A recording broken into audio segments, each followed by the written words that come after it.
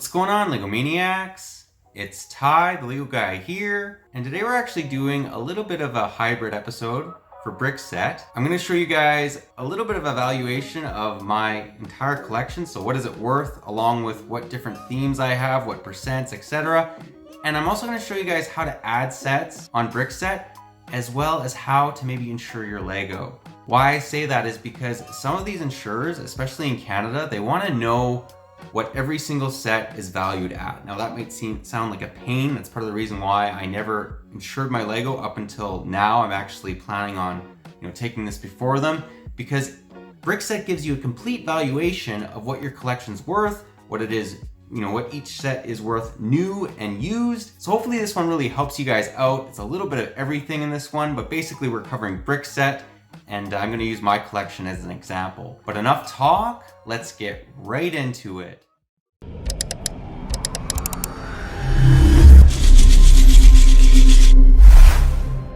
And to start us off, we'll just take a look at the Brickset homepage. And this isn't about that, but I just wanted to mention that the official images for the Death Star trench run have come out, and I think that this is a really cool looking set. Let me know what you think about it in the comments. But getting back into it, let's show you guys what you're supposed to do. So basically, I'm Ty the Lego guy. That's what I name myself on this. Create your username, and then once you have your username done, what you can end up doing is, let's just go to my sets. And literally, you're going to search through every single theme and add the sets you own. Now, it took me 3-4 hours, but this is much easier than researching each set individually, finding out what it's worth, writing it on a notepad, or maybe like in Microsoft Word or something. This is way easier than that. So let's go to my sets and just go sets you own. And literally all you do is, let's just give this as an example, 5918. Let's say I want to add that. I search it up. You have to know the set. Well, you don't even need to know the set numbers. You can just go through each theme alphabetically and choose what sets you own. But literally right here, you just choose whether you own this set and if it's new or if it's used. Or you can even say, I want this set, kind of make like a wanted list. I didn't really do that. But getting back into the sets that I own, what's really cool about this is you can, once you have it all inputted, you can go overview of your collection. So click that, and I have 824 sets apparently. 576 of them are different. I have 2,409 minifigs, and 1,395 of them are different. Now there are some loose bricks and minifigures I haven't inputted. I don't plan on doing that just because that's extremely time consuming. But to put all your sets, like that many sets took me maybe 3 hours probably, give or take. That's not too bad.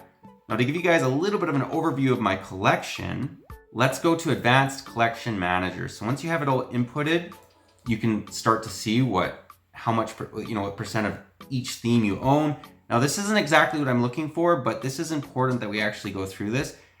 You can add what you want to the specifications of the set. Like for instance, I had to add the condition now. So you can put min and seal bag, bagged up, etc. Or use, that allows you to do that. So make sure that all your options are the same as mine.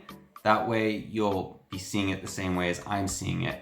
This took me about 15-20 minutes to kind of figure out. But going to collection analysis, this is where it brings up what percent of I own of each theme, right? So right here, I own 245 Star Wars sets. You guys can pause this if you're curious.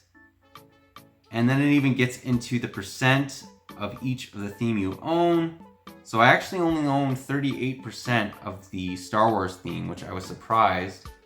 We'll get into that a little bit more. And then it even gets into the number of pieces, the value that you have. Now I use USD just because it is a little bit more accurate than the Canadian dollar. Why I say that is some of the sets I noticed on Brickset that they had under, Canadian dollar, it wasn't there, or it wasn't as accurate as the US. So just put USD, I find it more accurate, and then just convert it to whatever currency you want. And what I really like is it gives you an overview of your collection. So 44% of my collection is Star Wars, with the second being collectible minifigures, and then third is space, castle.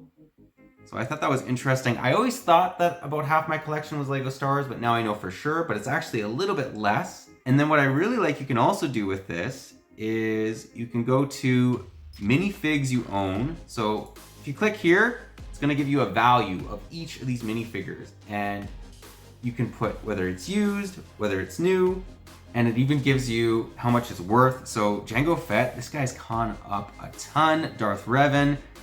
These are just Star Wars minifigures.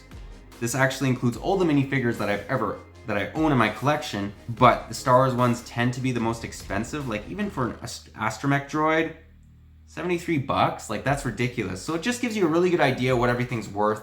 And this is where you get to, how can you tell the insurer what your collection's worth? Now, before we do that, I'm going to show you guys what the entire valuation of what my collection costs and how you sort of do that. Just go to collection analysis. Now, overview of your collection. And this is interesting too. They tell you what your collection is ranked against other people that have inputted their collection in Brickset. So apparently I'm 8,885th. I have the 8,885th largest collection, and I have 333,198 pieces.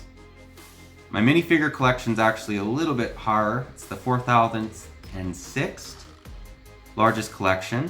But right here you can go to collection valuation.